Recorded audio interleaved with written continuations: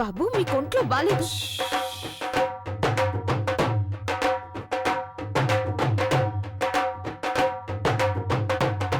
నువ్వు ఆపొద్దు గంగా.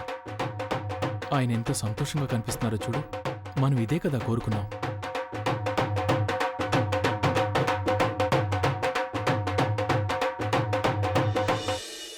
మా సాగర్కి గంగకి పెళ్లి జరగబోతోంది. ఘనంగా బాజా భజంత్రీలు వాయించాల్సిందే కదా.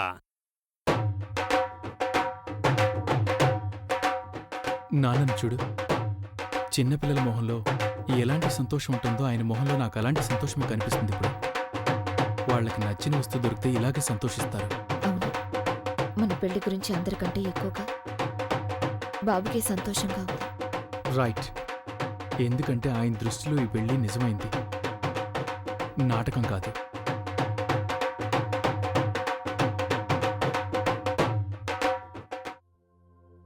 ఏం పెళ్లి కొడక, నువ్వు అక్కడే నిలబడి ఉంటావా? రారా, అది మావాడికివ్వండి.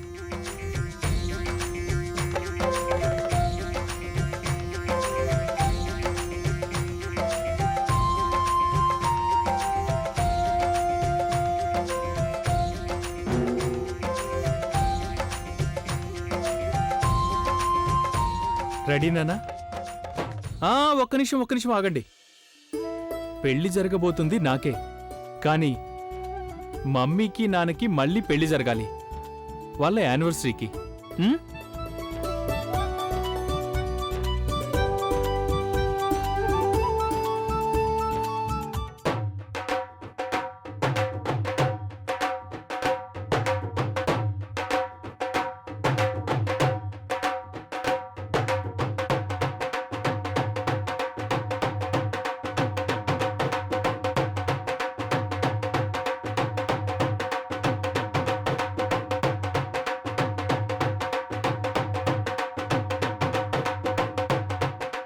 ఏదో ఒక అద్భుతం చేయి భగవంతుడా. ఈ సంతోషం ఎప్పుడూ ఇలాగే ఉండాలి నా ఇంట్లో. ఎంతో బాగుంది కదత్తయ్య. మనం ఈ క్షణాలను ఇలాగే ఆపగలిగితే బాగుండు.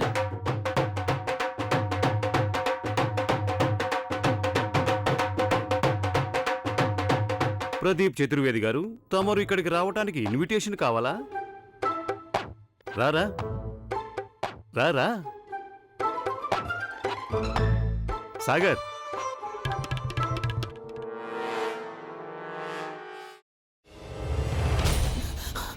నువ్వు ఇంకేమన్నా చెప్పాలా?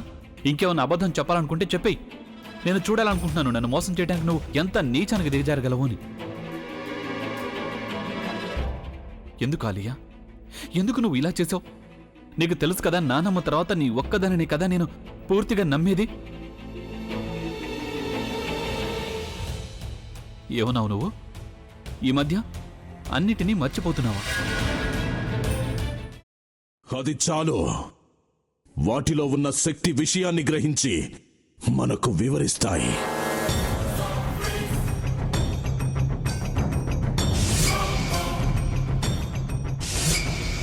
ఎవరు ఆ దండ విప్పొద్దు, గది తలుపులు తెరవద్దు.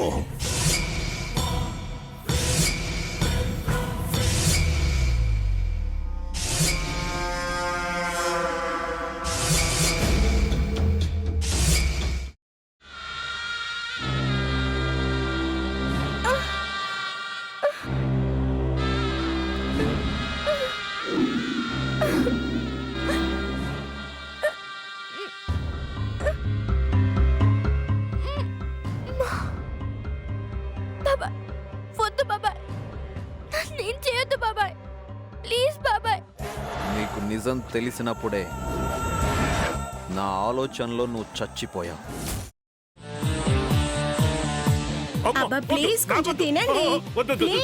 భీమారావు గారు, మీరా? ఇగో మీరా కాదు, సక్కుబాయ్. అవును, మీ పనామే లేచిపోయిందని చెప్పి కంప్లైంట్ ఇచ్చినావు కదా. రేయ్, ఆయన కంప్లైంట్ ఇచ్చింది లేచిపోయిందని కాదు, కనిపించడం లేదు అని. అట్లానా? సరే మేడం. ఇడియట్. ఆ వంట మనిషి పేరేంటన్నారు? రత్తాలు మేడం. ఏం పెద్ద మంచి, నీ వంట మంచిని కూడా మేడం అని పిలుస్తావా? రేయ్ హాఫ్ బ్రెయిన్,